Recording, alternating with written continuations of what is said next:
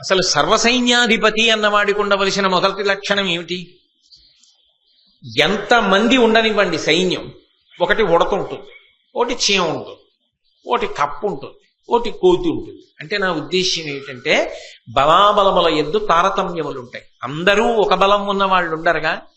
కానీ అందరినీ కలుపుకుని అందరి చేత ఎవరు ఏ పని చెయ్యగలరో అది చేయించుకుని కార్యమును సాధించిన వాడు సర్వసైన్యాధ్యక్షుడు. అది తెలిసి ఉండాలి, అందరినీ కలుపుకోవాలి, అది నిరూపణం చేసుకోవాలి, ఆ శక్తి ఉందని నిరూపణం చేసుకోవాలి. లోకమంతా శాంతియుతంగా ఉండేటట్టుగా చూడడం కోసం అవతలవాడికి ఉపసంహారము రాదు అంటే లోకక్షేమము కొరకు అవసరమైతే దాన్ని కూడా తానే ఉపసంహారం చెయ్యగలిగినటువంటి శక్తివంతుడై ఉండాలి. అది సామాన్యమైనటువంటి విద్య కాదు, అంత గొప్ప విద్య. అటువంటి విద్యలు, ఆ యుద్ధ సంబంధమైనటువంటి వాటిని గురుముఖతః ఎవరు పరిపూర్ణముగా తెలుసుకుని ఉంటాడో అది ఒక వ్యక్తి యొక్క పరాక్రమాన్ని లెక్క పెట్టేటప్పుడు మొదటి ప్రమాణంగా తీసుకుంటారు. ఇందులో ఈయనకి ఎంతవరకు ప్రవేశం ఉన్నది ఈ రెండిటి యందు అన్నదాన్ని ఒక ప్రమాణంగా తీసుకుని అసంఖ్యాకులైనటువంటి ధనుర్ధరులతో యుద్ధం చెయ్యగలిగినటువంటి వాడైతే అతిరథుడు అని వర్గీకరిస్తారు. యువతలవాడు అతిరథుడు అన్న మాటకు అర్థం ఏమిటంటే ఎదురుగుండా ఎంతమంది ఉన్నారు అన్న దాంతో ఆయనకే సంబంధం ఉండదు. అది ఎంతమంది అయినా కానివ్వండి, అంత సంతోషంతో యుద్ధం చేస్తాడు, అంతమందిని మట్టు పెడతాడు. అంత మట్టు పెట్టగలిగినటువంటి శక్తియుక్తులు కలవాడై అంత అస్త్ర సంపద శస్త్ర సంపద కలిగిన వాడైతే ఉత్తర గోగ్రహణంలో అర్జునుడు చేసినట్టు ఒక్కొక్కసారి ఒక్కొక్క అస్త్రం తొందరపడి ప్రయోగించడానికి ఉండదు. ఎందుకంటే ప్రతిజ్ఞలు చేసి ఉంటారు. ఎదిరి బలంలో ఫలానా వాణ్ణి నేను చంపుతాను, ఫలానా వాణ్ణి నేను చంపుతాను అని ప్రతిజ్ఞలు చేసి ఉంటారు. అప్పుడు మీరు ఎంతసేపు యుద్ధం చేయడం సాధ్యమవుతుంది? అప్పుడు వాళ్ళని చంపకూడదు, కానీ వాళ్ళకి యుద్ధం చేయడానికి అవకాశం లేని రీతిలో నిర్వీర్యం చేయవలసి ఉంటుంది. భీష్ముడు ఉన్నాడు, శిఖండి చేతిలో మరణించాలి. ద్రోణుడు ఉన్నాడు, దృష్టద్యుమ్నుడి చేతిలో మరణించాలి. దుర్యోధనుడు ఉన్నాడు, భీముడి చేతిలో మరణించాలి. అలాగే దుశ్శాసనుడు ఉన్నాడు, భీముడి చేతిలో మరణించాలి. ఇలా ఒక్కొక్కడిని చంపడానికి ఒక్కొక్కడు ప్రతిజ్ఞ చేసి ఉంటాడు. ఈ ప్రతిజ్ఞలు చేసిన వాళ్ళు చంపాలి తప్ప చటుక్కునే అవతలవాడు చంపేశాడు అనుకోండి, యువతలవాడికి ప్రతిజ్ఞా పరిపాలన చేసుకునే అవకాశం ఉండదు.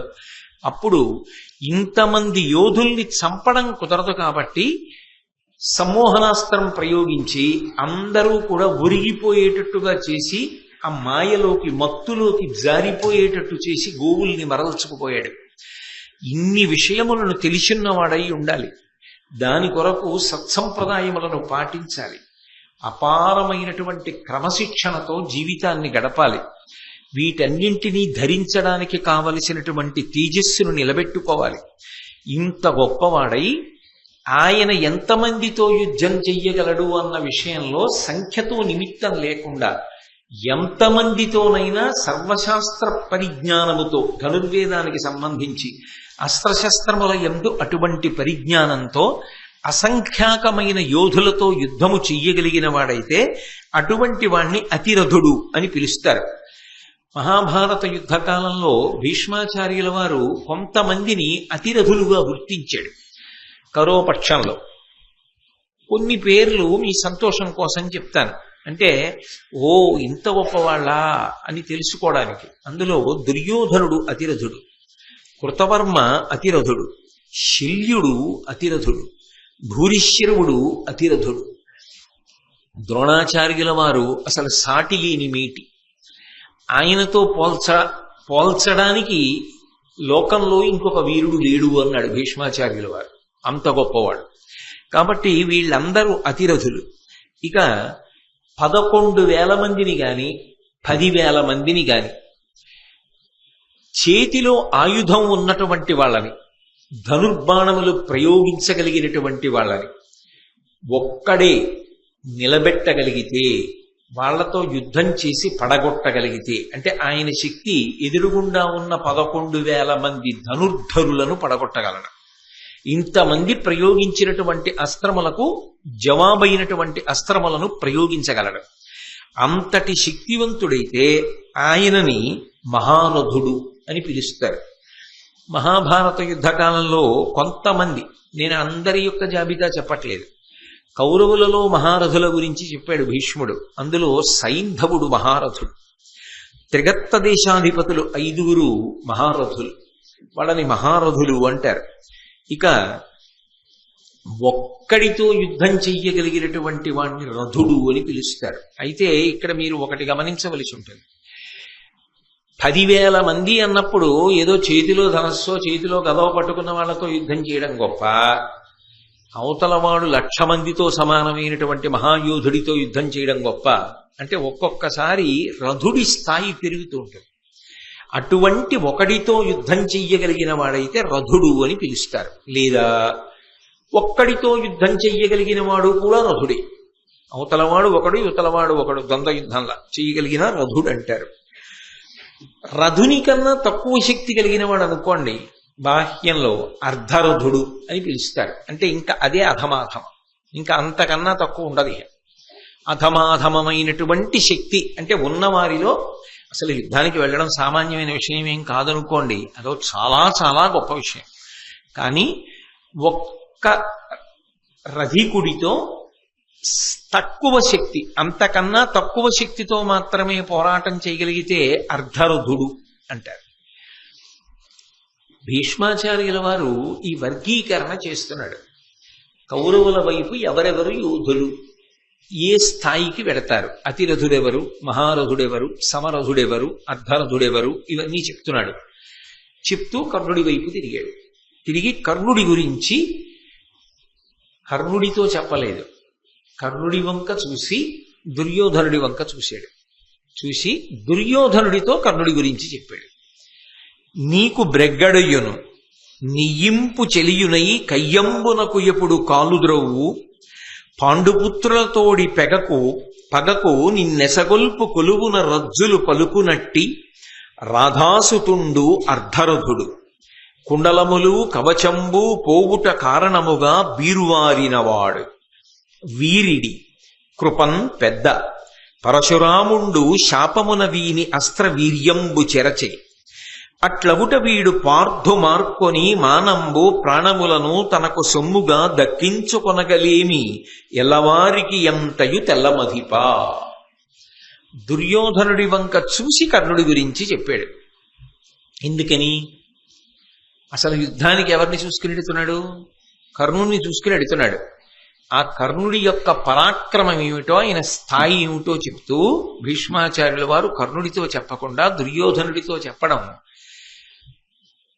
ఆయనకి అసలు ఈ యుద్ధమునకు కారణభూతుడెవరో తెలుసు కాబట్టి.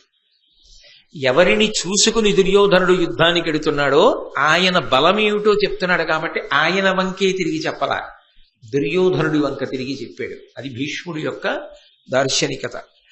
అన్నాడు, నీకు బ్రెగ్గడుయును, నువ్వు మంత్రిలా భావిస్తావే, ఎప్పుడూ ఏ ముఖ్యమైన విషయమైనా సంప్రదింపులు చేస్తూ ఉంటావే, అలా నువ్వు సంప్రదించేటటువంటి వాడు నీకు మంత్రాంగమును చెప్పేటటువంటి వాడు.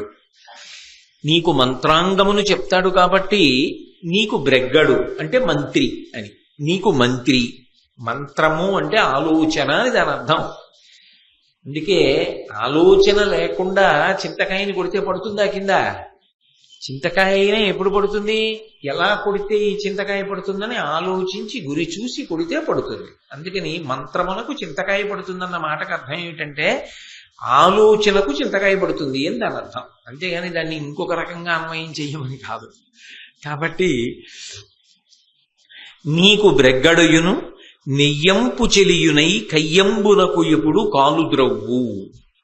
నీకు మంచి స్నేహితుడు, అన్నిటినీ మించి యుద్ధానికి ఎప్పుడు కూడా ముందుంటాడు, కాలు తవ్వుతుంటాడు. ఎప్పుడు యుద్ధం వస్తుందా, నేనున్నాను, నేనుండగా భయం ఏమిటి అంటూ ఉంటాడు.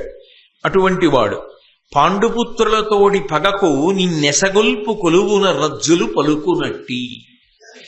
ఎప్పుడూ పాండుపుత్రులతోడి నీకు వైరము కలిగేటట్టుగా మాట్లాడతాడు. ఏ కారణము చేత కూడా నీకు పాండుపుత్రులతో సంధి కానీ ప్రేమ కానీ కలగకుండా నిరంతరము ప్రయత్నిస్తూ ఉంటాడు. కొలువున రొజ్జులు పలుకునట్టి అలా నీతో వాళ్ళకి సంధి కలగకుండా, ప్రేమ ఏర్పడకుండా ఎప్పుడూ అహంకారపూరితమైనటువంటి మాటలు మాట్లాడుతూ ఉంటాడు. మీ ఇద్దరిని విడదీసేటటువంటి ప్రయత్నమే చేస్తూ ఉంటాడు. రాధాసుతుండు అర్ధరుధుడు. ఈ రాధాసుతుడున్నాడే కర్ణుడు, ఈయన అర్ధరుధుడు.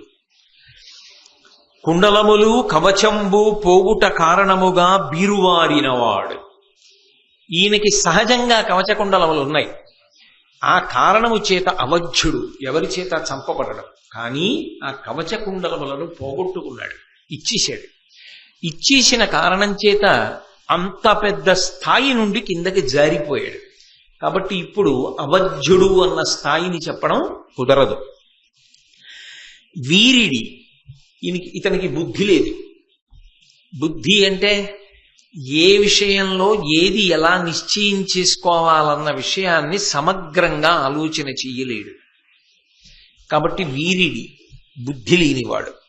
కృపన్ పెద్ద, దయ విషయంలో అంటావా చాలా గొప్పవాడు, చాలా దయ కలిగినటువంటి వాడు. అదే ఈయన కొంప ముంచుతూ ఉంటుంది కూడా, ఈ దయే. కాబట్టి చాలా దయ కలిగిన వాడు అంటే ఆయనకి తెలియని విషయాలు లేవు అని అర్థం అవట్లా భీష్మాచార్యుల వారికి. ఈ పద్యాన్ని బట్టి మీరు జాగ్రత్తగా పరిశీలిస్తే కర్ణుడి యొక్క జన్మవృత్తాంతం కూడా భీష్ముడికి తెలుసు. భీష్ముడికి తెలిసే భీష్ముడు కర్ణుడికి చెప్పలేదు అని అనవలసి ఉంటుంది భారతంలో. లేకపోతే కర్ణుడి యొక్క శీల వైభవం గురించి ఇంత చక్కగా చెప్పడం సాధ్యం కాదు. కాబట్టి ఆయన చాలా దయగలిగినటువంటి వాడు. పరశురాముండు శాపమున వీని అస్త్రవీర్యంబు చెరిచే. పరశురాముడు శపించాడన్నమాట దుర్యోధనుడితో కర్ణుడి చెప్పలా, కానీ భీష్ముడు చెప్తున్నాడు. పరశురాముడు శపించాడు ఆఖరణ, అందుచేత ఇతనికి అస్త్రశక్తి లోపించింది, ఇతని అస్త్రములు భగ్నమవుతాయి. అందుచేత అట్లవుట వీడు పార్థు మార్కొని మానంబు ప్రాణములను తనకు సొమ్ముగా దక్కించుకొనగలీవి. అర్జునుడితో యుద్ధం చెయ్యాలని నువ్వు కోరుకుంటూ ఉంటావు ఈ కర్ణుడు. కానీ అర్జునుడితో యుద్ధం చేసినప్పుడు మానము ప్రాణము రెండూ దక్కించుకోలేడు. అర్జునుడితో యుద్ధం చేసి ప్రాణం పోగొట్టుకునేటప్పుడు ఆ సమయమునందు చెప్పబడిన మాటల వలన గౌరవాన్ని పోగొట్టుకుంటాడు, ప్రాణాన్ని పోగొట్టుకుంటాడు. అర్జునుడి చేతిలో రెండిటినీ విడిచిపెడతాడు. కాబట్టి మానంబు ప్రాణములను తనకు సొమ్ముగా దక్కించుకొనగలేమి ఎల్లవారికి అంతయు తెల్లమధిపా. నేనే చెప్పానని అనుకోకు దుర్యోధన, బహుశః నీకు తప్ప అందరికీ తెలిసే విషయాలు. నువ్వు ఒక్కడివే కర్ణుడు అర్జునుడిని చంపుతాడు అనుకుంటావు. కాబట్టి కర్ణుడు అర్ధరథుడే అని చెప్పాడు. అర్ధరథుడే అన్న ఈ మాట అనేక వ్యాఖ్యలకు దారితీసింది. అర్ధరథుడే అంటే కేవలముగా ఎదురుగుండా ఉన్నటువంటి ఎవరో ఒక్క వీరుడితో కూడా యుద్ధము చెయ్యడంలో తక్కువ స్థాయి కలిగిన వాడు అని భీష్ముడు కర్ణుడి విషయంలో అని ఉండి ఉంటే ఖచ్చితంగా భీష్మాచార్యుల వారు పక్షపాత బుద్ధితో మాట్లాడినట్లే. అంత శౌర్యము లేనివాడు, అంత పరాక్రమహీనుడు కర్ణుడు కాడు. కర్ణుడు చాలా పరాక్రమవంతుడు, చాలా శౌర్యవంతుడు. అందుకే అర్జునుడితో అంతసేపు యుద్ధం చేశాడు, ఘటోత్కచుడితో అంతసేపు యుద్ధం చేశాడు, ధర్మరాజు గారిని తరిమి కొట్టాడు. ఏ సామాన్యుడా? మరి అంత తక్కువ భీష్ముడు ఎందుకు చేస్తాడు? కాదు, అక్కడ ఒక్క విషయాన్ని గుర్తుపెట్టుకోవాలి. ఎవరితో పోలిక చెప్తున్నాడంటే ఈ కర్ణుడి పగ అంతా అర్జునుడి మీద, అర్జునుడి యొక్క ప్రతిజ్ఞ కర్ణుడి మీద, కర్ణుడి ప్రతిజ్ఞ అర్జునుడి మీద. అర్జునుడు కర్ణుడిని చంపుతానంటాడు. ఎందుకనంటే ఆ సభాపర్వంలో అరణ్యవాసానికి వెళ్ళిపోయే ముందు అర్జునుడు ప్రతిజ్ఞ చేశాడు కర్ణుడిని పడగొడతానని. అర్జునుడిని పడగొడతానని కర్ణుడు 2 మాటలు ప్రతిజ్ఞ చేశాడు. కాబట్టి వీళ్ళిద్దరిదే యుద్ధం అయినప్పుడు భీష్మాచార్యుల వారి ఆలోచన ఏమిటంటే కర్ణార్జునుల మధ్య యుద్ధం జరిగినప్పుడు ఆ ద్వంద్వ యుద్ధంలో ఇద్దరికీ పోలిక చెప్తే సమానులా, ఒకరికన్నా ఒకరు అధికులా నిర్ణయము చెయ్యడము కష్టమా అంటే, నిజానికి కర్ణుడు అవధ్యుడు, అసలు చంపడం కుదరదు, సహజ కవచ కుండలాలుంటే. ఆ పైన పరశురాముడి యొక్క అస్త్ర విద్య అంతా కూడా ఈయన ఎందు ప్రకాశించి ఉంటే ఏమో ఈయన ఎంత గొప్పవాడో, అర్జునుణ్ణి పడగొడతాడు అని చెప్పడం సాధ్యమై ఉండుండేదేమో. కానీ ఏ ప్రధానమైన అస్త్రములను రేపు యుద్ధంలో ప్రయోగించవలసి ఉంటుందో అవి పరశురాముని యొక్క శాపము చేత పోయి 2 కవచకుండలములు పోయి. ఇప్పుడు ఇవి 2 పోయిన కారణం చేత కర్ణుడితో అర్జునుడు యుద్ధం చెయ్యడం సంభవించిన నాడు అర్జునుడిలో సగము మాత్రమే కర్ణుడు. కాబట్టి అసలు ఇద్దరి మధ్య పోటీ అన్నమాట లేదు. ఇంకా అర్జునునితో పోల్చినప్పుడు అర్జునుని యొక్క శక్తిలో సగము శక్తి మాత్రమే కర్ణునిది. ఇది భీష్మాచార్యుల వారి యొక్క హృదయం. అందుకే దుర్యోధనుడి వంక తిరిగి చెప్పాడు ఈ మాట. అర్ధరథుడు దేనితో? అర్ధరథుడు అని ఊరుకోలేదు, కిందంతా అర్జునుడితో పోల్చాడు. అందుకే అర్ధరథుడు కుండలములు కవచంబు పోగుట కారణముగా విరుమారినవాడు వీరిడి. ఎందుకు బుద్ధి లేనివాడు అన్న మాట అంటున్నాడు భీష్ముడు. అంటే పెద్దవాడిగా ఆయన దృష్టిలో ఏమిటంటే ఈయన తన శక్తిని తాను నిష్పక్షపాతంగా అంచనా వేసుకుంటే ఇవన్నీ ఉండగా, కవచకుండలములు ఉండగా కూడా అర్జునుడితో ఓడిపోయాడు. ఇప్పుడు చాలా పోగొట్టుకుని అర్జునుడి ముందుకు వెడుతున్నప్పుడు అర్జునుణ్ణి చంపడం అంత తేలిక కాదు అని దుర్యోధనుడితో అనుంటే ఇంత ప్రమాదం జరిగి ఉండేది కాదు. ఆ బుద్ధి ప్రదర్శించలేదు. అందుకని వీరిడి కృపం పెద్ద, దయలో చాలా గొప్పవాడు. నిజంగా కర్ణుడి దయా విశేషం ఎటువంటిదో మీరందరూ విన్నారుగా. చాలా దయ కలిగిన వాడు, చాలా ప్రేమ కలిగిన వాడు. కానీ ఆయన దయ, ఆయన ప్రేమ ఆయనకు అక్కరకొచ్చినవి కావు. ఆయన ఇబ్బంది పడ్డానికి పనికొచ్చాయి. కుంతీదేవితో 4 జోలికి వెళ్ళను అర్జునుడు వినా అన్నాడు. ఆ మాట దుర్యోధనుడితో వచ్చి చెప్పలేదుగా. నేను 4 చెయ్యనని చెప్పలేదుగా. ఇవన్నీ తెలియవు దుర్యోధన నీకు అంటే భీష్ముడు ప్రకటనంగా చెప్పలేదు. కానీ తన దయ తనని పాడు చేసింది కర్ణుడిని. సూర్యుడు చెప్పినా వినకుండా కవచకుండలాలు ఇచ్చాడు. అవధ్యుడు వధ్యుడైపోయాడు. అందుకే ఈ 2 విషయాల్ని ప్రధానంగా ప్రస్తావన చేస్తూ కుంతీదేవికి ఇచ్చినటువంటి ప్రత్యేకమైనటువంటి అవకాశం ఏదైతే ఉందో, నీ కుమారులలో అర్జునుణ్ణి తక్క 4 నేను దొరికినా విడిచిపెట్టేస్తానన్న మాట ఏది ఉన్నదో, ఆమె అడగకపోయినా తానన్న మాట ఏది ఉన్నదో అది మాతృమూర్తి యందున్నటువంటి ప్రేమ చేత అన్నమాట. ఇప్పుడు నిస్సందేహంగా దయ కలిగినవాడు, నిస్సందేహంగా ప్రేమ కలిగినవాడు. కానీ ఆ దయ అక్కరకొచ్చినది కాదు, దాని చేత రక్షణను పొందినవాడు కాడు. అందుచేత ఇతను అర్జునుడితో యుద్ధం చేసినప్పుడు అర్ధరథుడు మాత్రమే. ఇది భీష్మాచార్యుల వారి యొక్క తీర్పు. అయితే పాఠం చెప్పిన వాడెవరు? ద్రోణాచార్యుల వారు. ద్రోణాచార్యుల వారు వెంటనే లేచాడు. మహాభారతంలో సాధారణంగా ఏదైనా కీలకమైన విషయాన్ని భీష్ముడు మాట్లాడితే అప్రయత్నంగానే ద్రోణాచార్యుల వారు కూడా లేచి మాట్లాడతారు.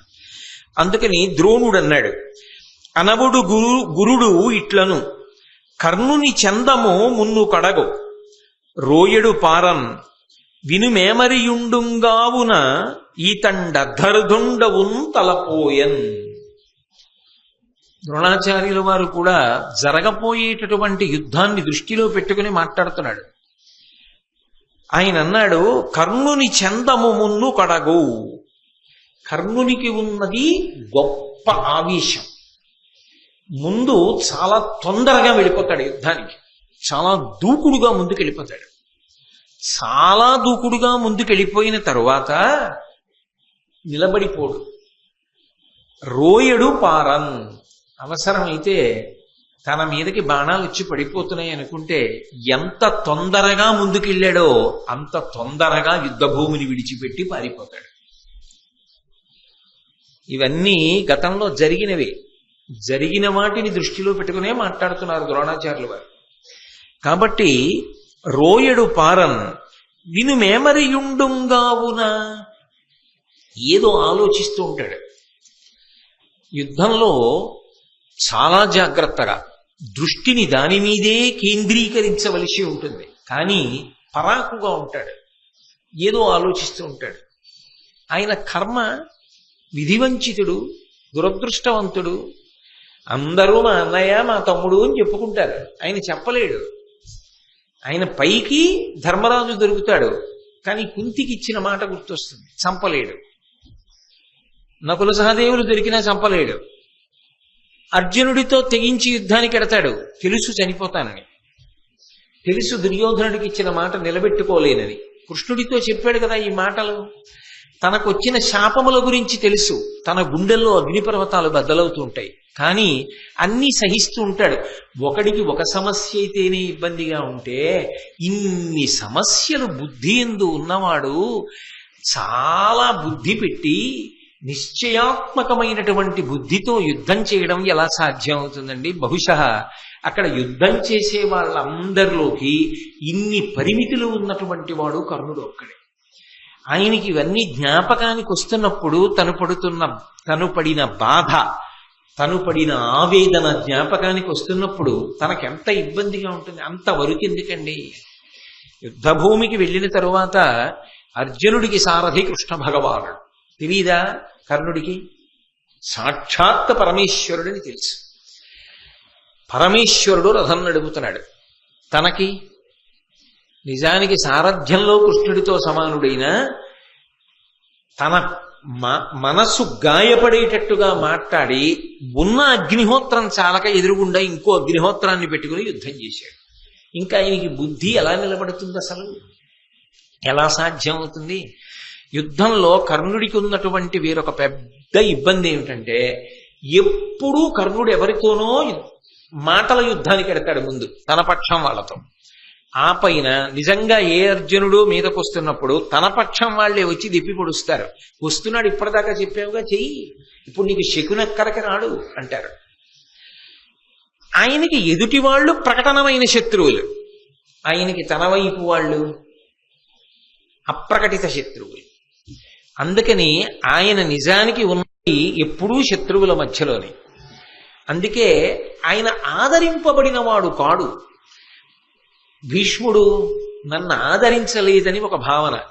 ద్రోణుడు అర్జునుడికి చెప్పినట్టుగా నాకు విద్య చెప్పలేదు. నిజం కూడా ఆయనేగా చెప్పాడు, నేను బ్రహ్మాస్త్రం నీకు ఇవ్వలేను అని చెప్పాడుగా. అర్జునుడికి అన్ని చెప్పాడు, నాకు చెప్పలేదు. ఆ భావన ఉంటుందా ఉండదా? అందుకే అవకాశం వచ్చిందా బాధ తట్టుకోలేడు, ఆ ఆర్తి తట్టుకోలేక భీష్ముణ్ణి ద్రోణుణ్ణి నింద చేస్తూ ఉంటాడు, పెద్దల్ని నింద చేస్తూ ఉంటాడు అని అపకీర్తి పొందుతూ ఉంటాడు.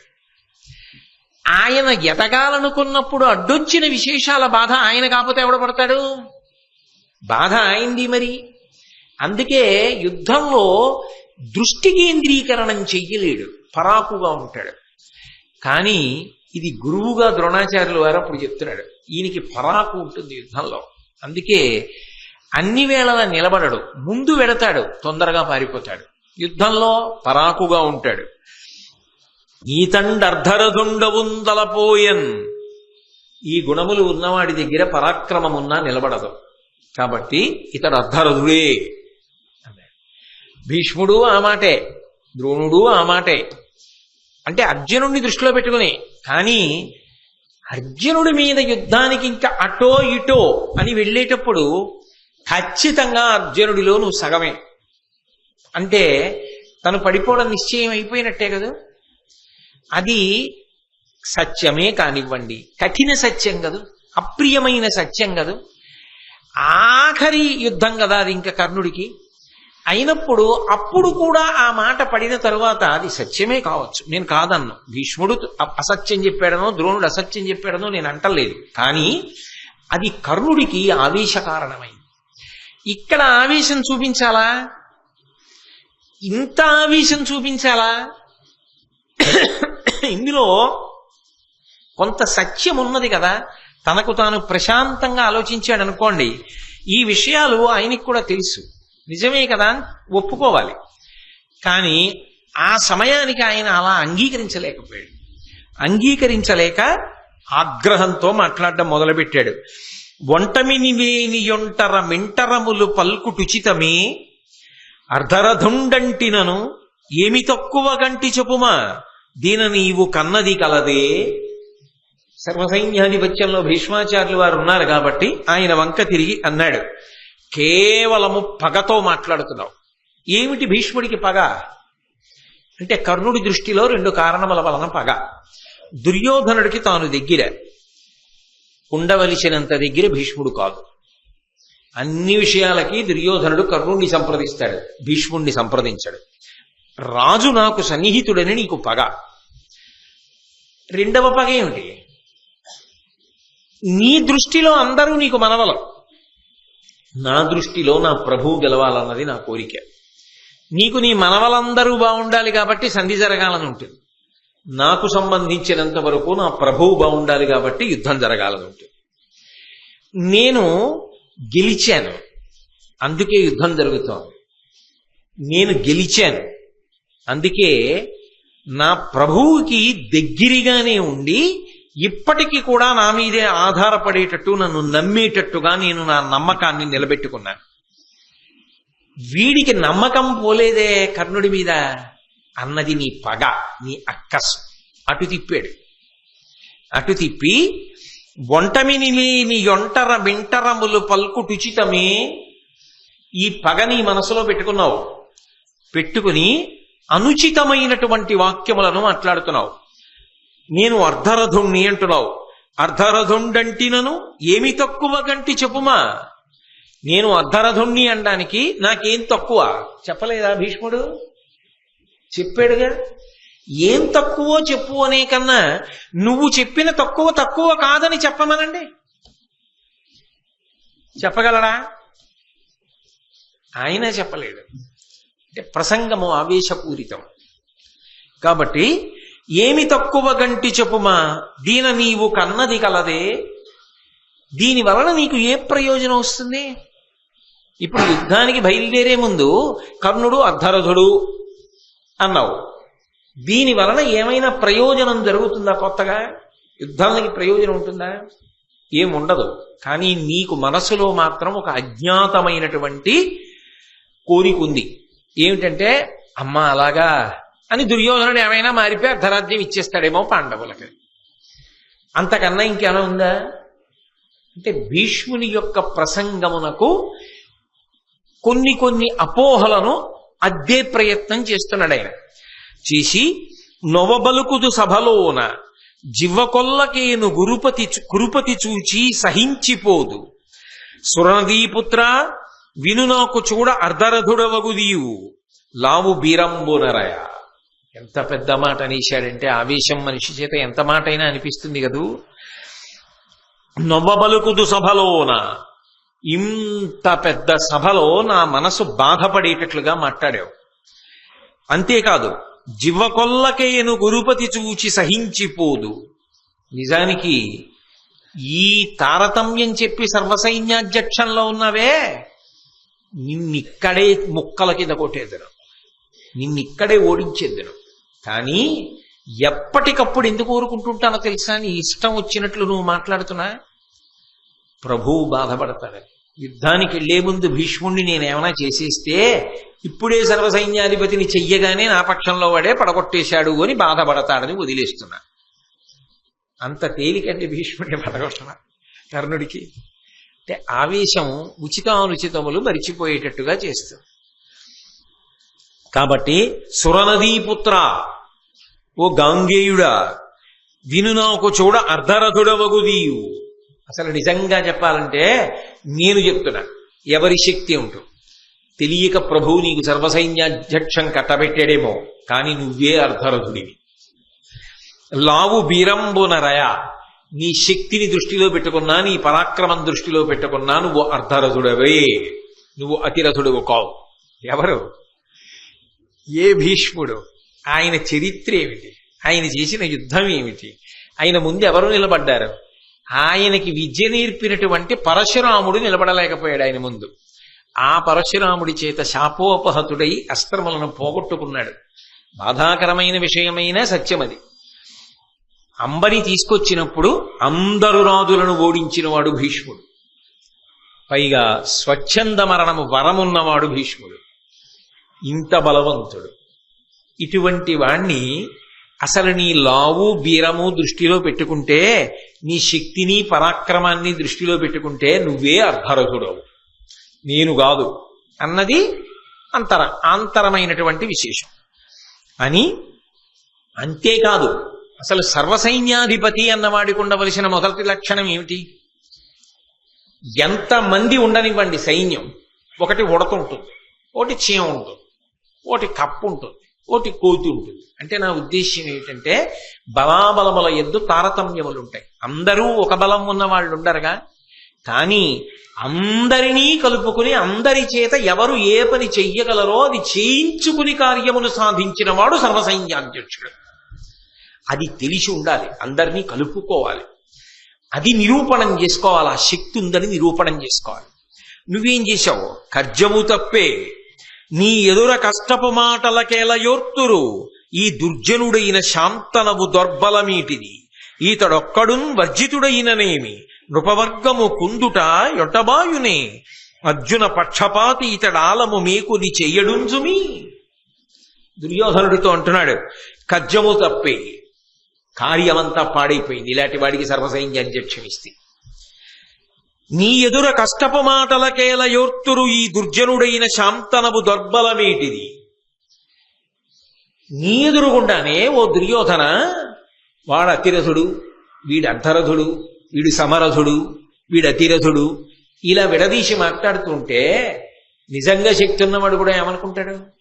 నన్ను అలా అన్నాడు కదా, ఇంకా నేను ఎందుకు వెళ్ళాలి యుద్ధానికి అనుకుంటాడు. పాడైపోయిందా యుద్ధం? ఎవరు చెప్పమన్నారు ఇవన్నీ? ఈయనకి సర్వసైన్యాధ్యక్షం ఏమిటి? ఈయనకి అసలు అటువంటి పదవిలో కూర్చోబెట్టి అందరినీ కలుపుకుని యుద్ధానికి తీసుకెళ్లమండం ఏమిటి? శాంతనవు దౌర్బలమేటిది. ఈ శాంతనవుడు ఏ పాటి కార్యక్రమాన్ని చక్కబెట్టగలడు? ఏ పాటి శౌర్య పరాక్రమములు ఉన్నవాడు? ఈతడొక్కడు వర్జితుడైననేమి. అసలు ఇతను ఒక్కడిని తీసి అవతల బారేస్తే యుద్ధంలోంచి వచ్చిన నష్టం ఏమిటి? ఈ భీష్ముడు లేకపోతే యుద్ధం జరగదా? 18 రోజుల యుద్ధంలో 10 రోజులు అయింది. 3-9 రోజుల్లో యుద్ధంలో కృష్ణుడంతటి వాడు చక్రం పట్టుకున్నాడు. అది భీష్ముడు. ఆ భీష్ముడిని తీసి అవతల వారేమన్నాడు కర్ణుడు. అంటే ఆ విషయం ఎంత మాట అయినా అనేసేటట్టు చేస్తుంది. కాబట్టి ఈతడొక్కడున్ వర్జితుడైననేమి, నృపవర్గము కుందుట యొంటబాయునే. ఇంతమంది రాజులు మనసు కష్టపెట్టుకుని రేపు పొద్దున్న మనపూర్తిగా యుద్ధం చేయకపోతే నీకు కలిసి వస్తుందా? అర్జున పక్షపాత ఇతడాలము మీకుని చెయ్యడుంజుమి. ఇతడు అర్జునుడి పట్ల పక్షపాతం ఉన్నవాడు. అర్జునుడిని చంపడం, అర్జునుడి జోలికి వెళ్ళడం. ఇతడు పక్షపాతంతో చేసేటటువంటి యుద్ధము వలన నీకు జయము లభించడు దుర్యోధన. ఇటువంటి వాడిని ఎందుకు పెడతావు సర్వసైన్యాధ్యక్షంలో? అక్కడ పోతే వచ్చే నష్టం లేదు, తీసవతల పారే.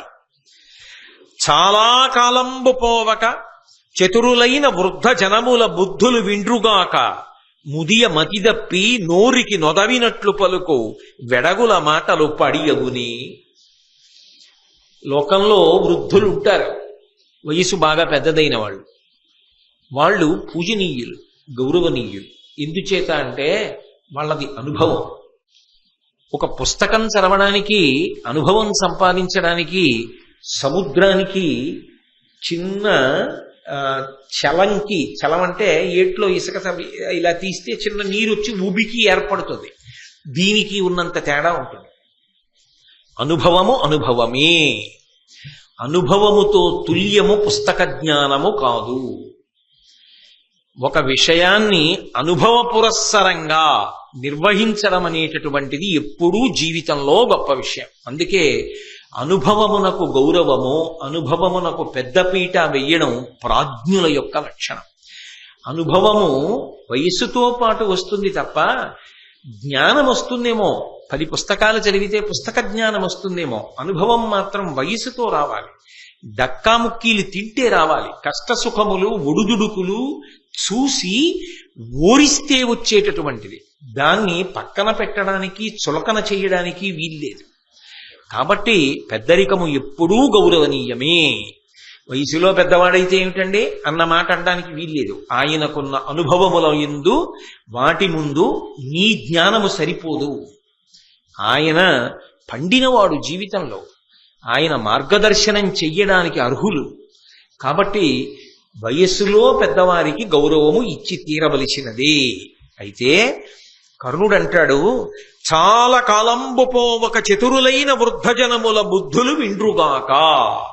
చాలా ముసలివాళ్ళు అయిపోయినా కొంతమంది మంచి సద్బుద్ధితో ఉంటారు. వాళ్ళ అనుభవంతో ఎప్పుడూ ఇతరులకు మంచి మాటలు చెప్తూ ఉంటారు.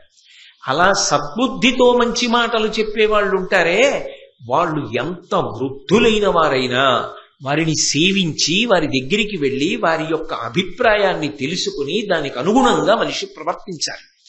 కానీ ముదియ మతిదప్పినోరికి నొదవినట్లు పలుకు వెడగుల మాటలు పాడియగునే. బాగా వృద్ధాప్యం వచ్చేసి బుద్ధి చాంచల్యం వచ్చి సరిగ్గా దృష్టి నిలబడక మతి తప్పి అవివేకంగా మాట్లాడేవాడు ఈ భీష్ముడు. ఈయన మాట వినడం ఏమిటి? నిజమే, వయసుకి గౌరవం ఇవ్వాలి పెద్దవాడు, నేను కాదన్నా. పెద్దవాడి మాట వినాలి. ఎప్పుడు? అసలు ఆ బుద్ధి సక్రమంగా ఉంటే, మతి సరిగ్గా పనిచేస్తుంటే ఆయన మాట వినవలసిందే. ఆయనకి వయసు పెద్దదైపోయింది, వయసుతో పాటుగా ఆయనకి బుద్ధి తగ్గిపోయి ఆ జ్ఞాపక శక్తి అవి అన్నీ పోయాయి. అన్ని పోవడంలో ఎవడెలాంటి వాడో ఏమిటో ఆయనే సరిగ్గా నిర్ణయించలేకపోతున్నాడు. ఈయన మాటలు నమ్మడం ఏమిటి?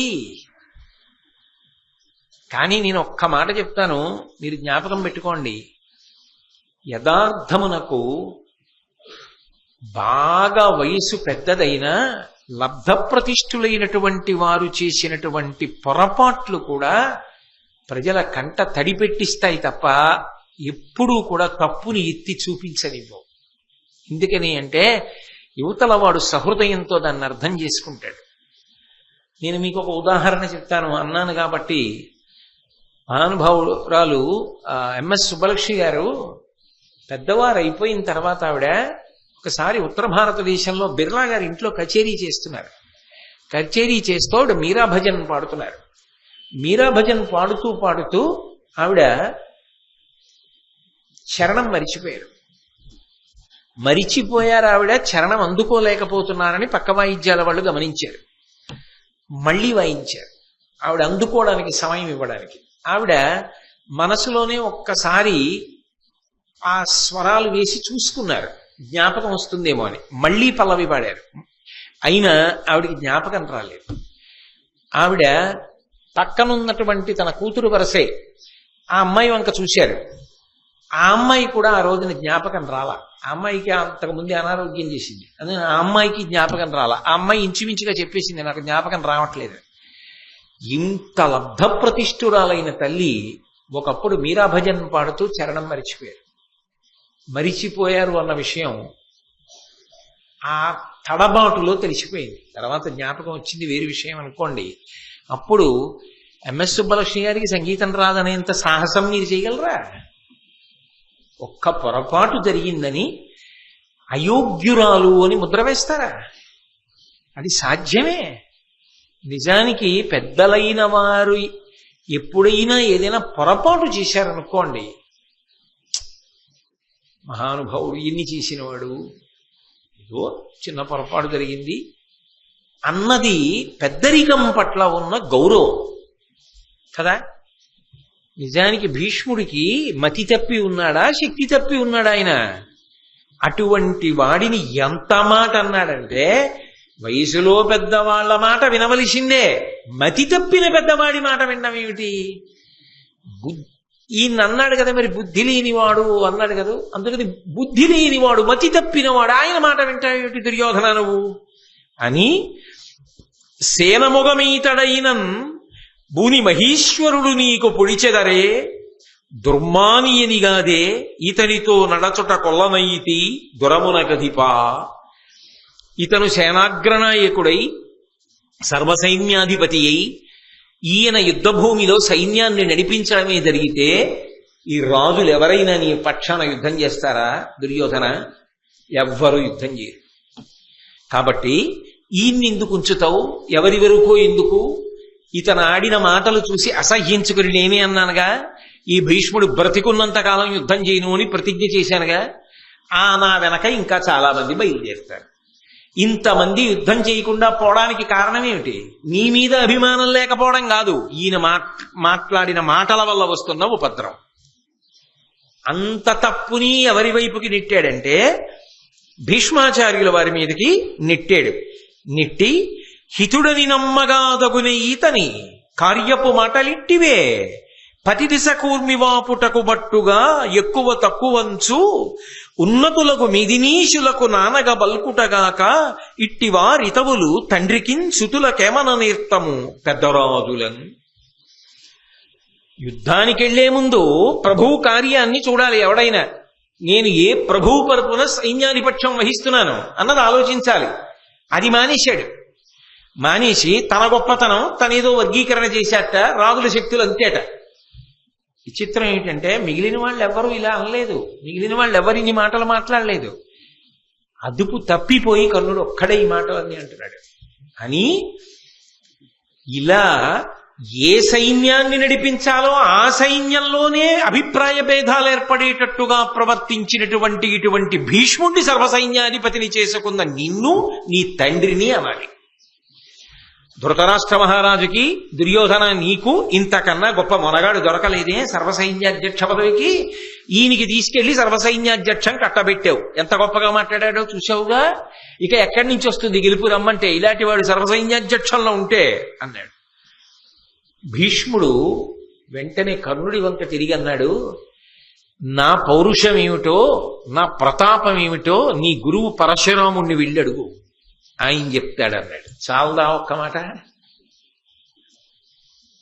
గురువు గారు కదా నీకు విద్య నేర్పాడు, ఎవరి ఇచ్చిన చదువుని చూసుకుని మిడిసిపడుతున్నావో నీ గురువు నాకు కూడా గురువు.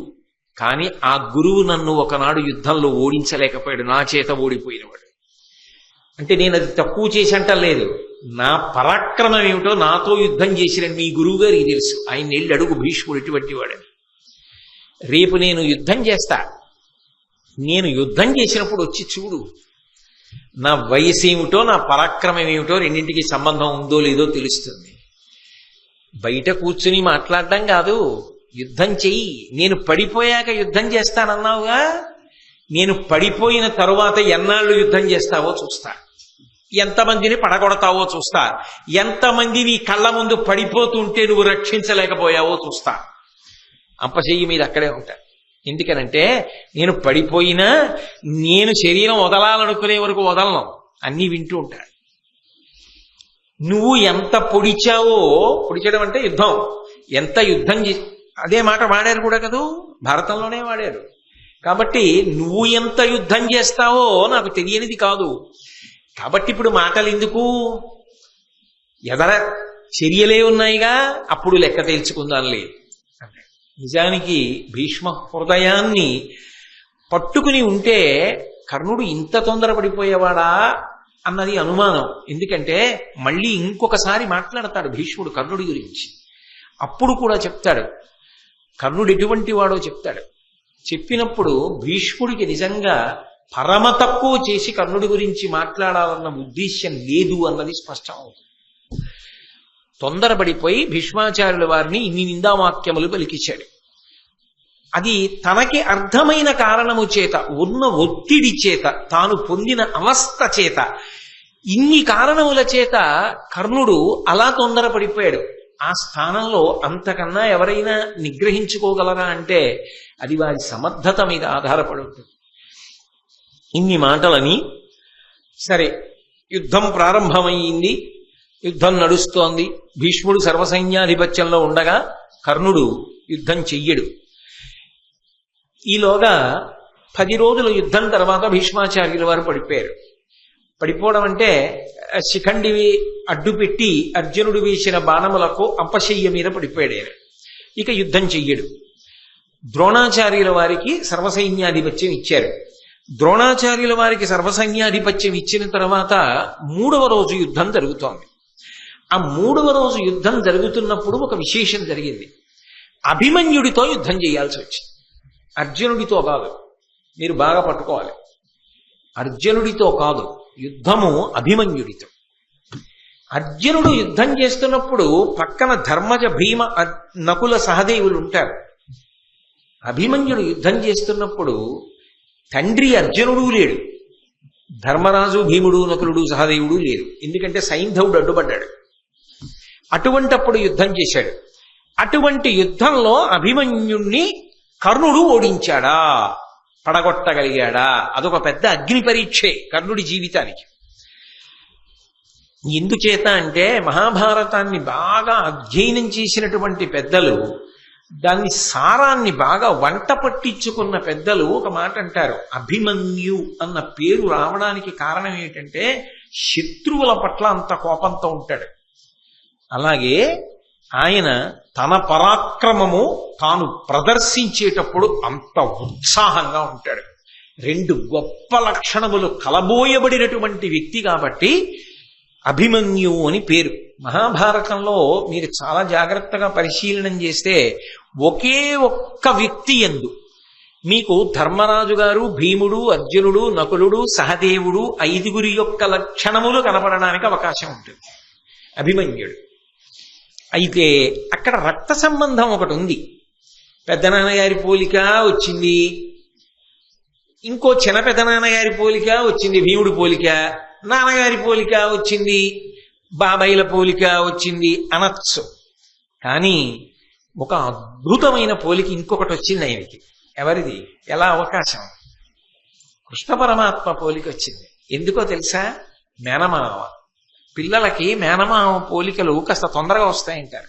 మేనమామల ముద్దు మేలైన ముద్దు, తాతలకు తా ముద్దు తాను అబ్బాయి అని మేనమామ పోలిక వచ్చింది. అందుకే అభిమన్యుడు అన్న మాట ఎన్నిటిని కలుపుకుంటుంది అంటే, ఆ అభిమన్యుడు ఒక్కడు ధైర్యంలో ధర్మరాజు అంటారు. ధైర్యము అంటే ఏదో యుద్ధానికి వెళ్ళిన ధైర్యం అనుకోకండి. ధర్మానుష్ఠానంలో, ధర్మాన్ని పట్టుకున్నప్పుడు వచ్చేటటువంటి ఒరిపిడిని తట్టుకోవడంలో ధర్మరాజు గారి పూనిక ఎటువంటిదో అభిమన్యుడి యొక్క పూనిక అటువంటిది. అది పెదనాన్నగారి నుంచి వచ్చింది. ఇంకా ఆయనకి భయంకరమైనటువంటి యుద్ధం చెయ్యడం, అది మామూలు యుద్ధం కాదు. ఇంకా 4వ వంతు సైన్యాన్ని ఒక పూటలో పడగొట్టాడు అభిమన్యుడు యుద్ధం చేసినప్పుడు. ద్రోణ పర్వంలో అసలు అభిమన్యుడు యుద్ధం చదువుతుంటే, తిక్కన గారి ఆంధ్రీకరణ చదువుతుంటే ఆపి మధ్యలో పలహారం చేయడానికి కూడా వెళ్ళబుద్ధేది. అంత గొప్ప ఆంధ్రీకరణ చేశాడు మహానుభావుడు తిక్కన గారు. అంత గొప్ప యుద్ధం చేశాడు. ఒక పూటలో 4వ వంతు సైన్యాన్ని పడగొట్టాడు. అందుకే భీమసేనుడు యుద్ధం ఎలా ఉంటుందో అంత భయంకర యుద్ధం చేస్తాడు. అందుకని చిన్న పెదనాన్నగారి పోలిక వచ్చింది, భీముడి పోలిక. మరి పెదనాన్నగారు ధర్మరాజు గారు, చిన్న పెదనాన్నగారు భీమసేనుడు. తండ్రి గారి పోలిక వచ్చింది. తండ్రి గారి పోలిక ఎక్కడి నుంచి వచ్చింది అంటే, రూపమునందు అర్జునుడి యొక్క రూపం ఎలా ఉంటుందో ముమ్మూర్తులా అలా ఉంటాడు. మరి తండ్రికి కొడుకు కదూ, అందుకని. పాండిత్యమునందు అర్జునుడికి ధనుర్వేదం ఎంత బాగా తెలుసో, అస్త్రశస్త్రములను ఎంత బాగా వాడతాడో అంత గొప్ప పాండిత్యం అభిమన్యుడికి వచ్చు. దానితో పాటుగా పరాక్రమమునందు విజృంభించి శత్రువుల్ని పడగొట్టడంలో, ఆ పరాక్రమమునందు ఈ మూడిటి యందు అర్జునుడి యొక్క పోలికొచ్చింది. వినయానికి మారుపేరుగా నకుల సహదేవుల యొక్క పోలికొచ్చింది, బాబాయిల పోలికొచ్చింది. ఇక పవిత్రమైనటువంటి హృదయంతో ఉండడంలో, ఎప్పుడు హృదయమునందు పవిత్రత చెక్కు చెదరకుండా ఉండడంలో మేనమావ పోలికొచ్చింది. అందుకే మహాభారతంలో అభిమన్యుడు ఒక పెద్ద మెరుపు. ఇన్ని పోలికలు ఉపపాండవుల్లో కూడా ఎవరికి రాలా. అసలు కృష్ణుడి పోలిక రావడానికి రక్త సంబంధం చెప్పవలసి వస్తే అధికారం ఉన్నవాడు ఈయనేగా. మేనమామ తొందరగా రావాలిగా, వచ్చింది కూడా.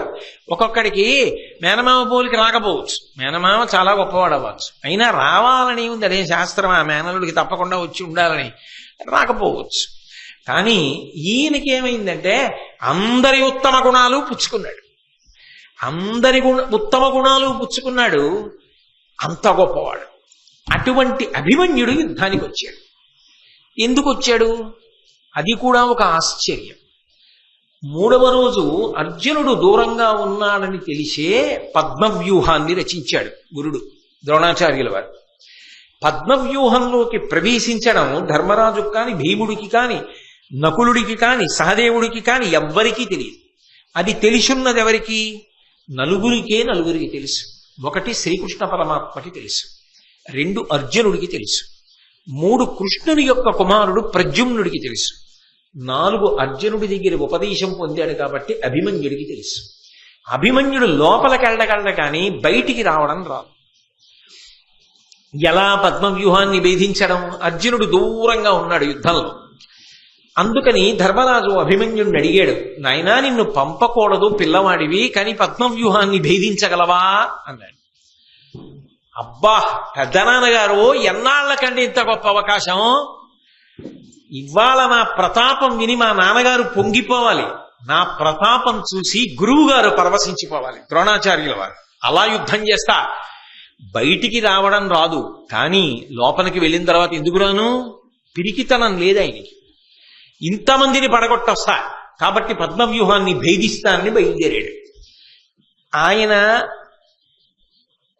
పద్మవ్యూహంలోకి వెళ్లే ముందు ధర్మరాజు గారు ఏమనుకున్నాడంటే, నేను భీముడు, నకులుడు, సహదేవుడు వెంట ఉంటాం కాబట్టి పిల్లవాడికి ఆపద రాదనుకున్నాడు. కానీ సైంధవుడు అడ్డుపడ్డాడు. వీళ్ళు 4 రాలేకపోయారు. కానీ చిత్సర పిడుగై ఆ రోజున అభిమన్యుడు భయంకరమైనటువంటి యుద్ధం చేశాడు. ఆ యుద్ధంలో అభిమన్యుడిని పడగొట్టాలి అని చెప్పి కర్ణుడు ఎదురొచ్చాడు. అభిమన్యుడు నవ్వి ప్రయోగించినటువంటి ఒక బాణం శరీరాన్ని తూట్లు పొడుస్తూ యువతల వైపు నుంచి దిగి అవతల వైపు నుంచి బయటికి వచ్చి భూమిలో దిగింది. అటువంటి బాణం వేశాడు. కర్ణుడు అభిమన్యుడికి ఎదురు నిలబడలేక యుద్ధభూమిని విడిచిపెట్టి పారిపోయాడు. ద్రోణుడు అన్న మాటకు అబద్ధం ఎక్కడుంది? యుద్ధభూమిని విడిచిపెట్టి పారిపోయాడు. భీష్ముడు అన్న మాటకి దోషం ఎక్కడుంది? ఎందుకని అంటే ఉండవలసినటువంటి రక్షణ, ఉండవలసినటువంటి అస్త్రశక్తి లోపించాయి కర్ణుని ఎందు. అభిమన్యుణ్ణే నెగ్గలేనివాడు అర్జునుణ్ణి ఎక్కడ దిగుతాడు? అదొక అగ్ని పరీక్ష ఆయన జీవితంలో. పక్కకి వెళ్ళిపోయాడు. కానీ చెలరేగిపోయాడు అభిమన్యుడు ఆ రోజున. శల్యుడు ఆయన ధాటికి తట్టుకోలేక మూర్ఛపోయాడు. అసలు సైన్యం కాకావికలై యుద్ధభూమిని విడిచిపెట్టి 4 దిక్కులా పారిపోయింది. అటువంటి సమయంలో అడ్డొచ్చినటువంటి శల్యుడి తమ్ముణ్ణి చంపేశాడు. కర్ణుడి తమ్ముణ్ణి కర్ణుడి ఎదురుగుండా చంపేశాడు. ఇప్పుడు తనని రక్షించుకోవడం, తన వారిని రక్షించుకోవడం, తన తమ్ముణ్ణి అర్జునుడు కొడుకు చేతిలోంచి రక్షించుకోలేకపోయాడు. అభిమన్యుడు చంపేశాడు కర్ణుడి తమ్ముణ్ణి, కర్ణుడి కంటే ఎదురుగుండాలి. కర్ణుడి తమ్ముడు చచ్చిపోయాడు. వసాతిరాజు అనబడేటటువంటి ఆయన్ని చంపాడు. దుర్యోధనుడి కొడుకు లక్ష్మణ కుమారుణ్ణి చంపాడు. ఎవరు? ఒక్కడే. ఇంతమంది వైరివీరులు ఒక్క అభిమన్యుడే యుద్ధం చేస్తున్నాడు. 4వ వంతు సైన్యాన్ని చంపేశాడు. చంపి చిత్సర పిడుగై యుద్ధం చేస్తున్నాడు. చిట్ట చివరికి బృహద్బలుడు అనబడేటటువంటి రాజుతో యుద్ధం జరిగింది. ఆ బృహద్బలుణ్ణి చంపాడు. ఇక ఈయన్ని ఆపడం ఎవరికి సాధ్యం కాదు అని అనుమానం వచ్చింది. కర్ణుడు వచ్చాడు యుద్ధానికి మళ్ళీ 2వ మాట. మళ్ళీ ఓడిపోయాడు అభిమన్యుడి చేతిలో. ఇక లాభం లేదని దుర్యోధనుడి దగ్గరికి వెళ్ళి మాట్లాడి గురువుగారు ద్రోణాచార్యుల వారి దగ్గరికి వెళ్ళి కర్ణుడు సంప్రదించాడు. కావాలనే దుర్యోధనుడు విని బాధపడాలి, అవతల కర్ణుడు బాధపడాలి. ఆ శౌర్యమునందున్న పక్షపాతం, 2 పాండవ పక్షపాతం, అర్జునుడి మీద పక్షపాతం. ద్రోణాచార్యులు వారు అన్నారు, అబ్బా ఈ అభిమన్యుడి యుద్ధం చూస్తుంటే నాకు అర్జునుడి యుద్ధం కన్నా పెద్ద భేదమేం కనపట్టలేదండి. చాలదా? ఒరే వాళ్ళ అబ్బాయి యుద్ధం చేస్తే ఇలా ఉంది, ఇక వాళ్ళ నాన్న వస్తే ఇప్పుడే తట్టుకోలేక మీ అందరూ నా వెనక్కి వచ్చి ఎలా ఎలా అంటుంటే రేపు అర్జునుడు వస్తే ఏం చేద్దామని ప్రతిజ్ఞలు చేశావు? భీష్ముడు అర్ధరథుడంటే అంత కోపం వచ్చిందిగా, నేనంటే కోపం వచ్చిందిగా. మరి ఇప్పుడు ఆ అభిమన్యుడు మీ తమ్ముడిని చంపేస్తే చూస్తూ ఊరుకున్నావు, 2 మాటలు పారిపోయావు. ఇప్పుడు నా చాటుకొచ్చి అడుగుతున్నావు, ఏం చెయ్యాలని అడుగుతున్నావు? నేను ఒక్క మాట చెప్పనా? అభిమన్యుడు చేతిలో ఆయుధం పట్టుకుని యుద్ధం చేసినంతసేపు ఆయనతో యుద్ధం చేసి చంపగలిగిన వాడు లోకంలో లేడు. ఎందుకో తెలుసా? అర్జునుడికొక్కడికే ఒక విద్య తెలుసు, దాని పేరు కవచధారణము. ఆ విద్య అర్జునుడు బహుశः ఇదిగో ఈ పిల్లవాడికి ఉపదేశం చేశాడు. వీడికి తెలుసు. అది అస్త్ర విద్య తెలిసి ఉండడం అంటే. అవతలవాడు దీని చేత పోరాడుతున్నాడు. ఈ కవచధారణమన్న విద్య ఎవరి యందు ఉన్నదో వాణ్ణి పడగొట్టడం సాధ్యం కాదు. అతను ఆయుధము చేతిలో ఉన్నంతసేపు అవధ్యుడు, పడగొట్టలేడు. ఇతన్ని చంపాలంటే వంచన ఒక్కటే మార్గం. వంచన చేసి చంపాలి.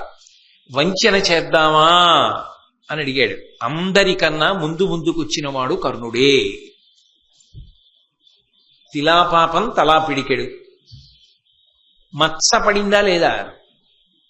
ఒక పిల్లవాణ్ణి చంపడానికి ముందుకొచ్చారు. అందుకే అభిమన్యుడు యుద్ధం చేస్తున్నప్పుడు ఎదురుగుండా నిలబడి యుద్ధం చెయ్యడం చాలా కష్టమైపోతోందన్న భావన పొందిన వాడిలా జంకినట్లు నటించి కర్ణుడు వెనక్కి వెళ్ళిపోయాడు.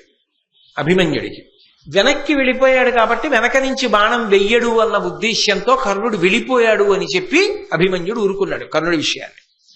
కానీ ద్రోణుడు అప్పటికే అందరూ కలిపి యుద్ధనీతిని తప్పి మట్టు పెట్టేయాలి. ఇన్ని తప్పదు. పిల్లవాడని చూస్తే చిన్న అగ్నిహోత్రమే కదా అని ఊరుకుంటే, మురుసలి ఇంటి దీపమని ముద్దుడు మూర్ఖుడు కాడు అంటారు. మా ఇంటి దీపం ఎంత బాగా వెలుగుతోందో అని ముద్దెట్టుకుంటే మూతి కాలుతుంది. చిన్న పిల్లాడే కదా ఎంత బాగా యుద్ధం చేస్తున్నాడు అంటే చిన్న మంట పెద్ద దావాగ్ని అవుతుంది. ఇప్పటికే ఆపలేకపోతున్నాం, వీడిని మట్టు పెట్టవలసింది. వంచన చేత చంపాలి. ఒకరు నియమాలు అంటే కుదరదు, అందరం కలిసి బాణం వేసి చంపేయాలి.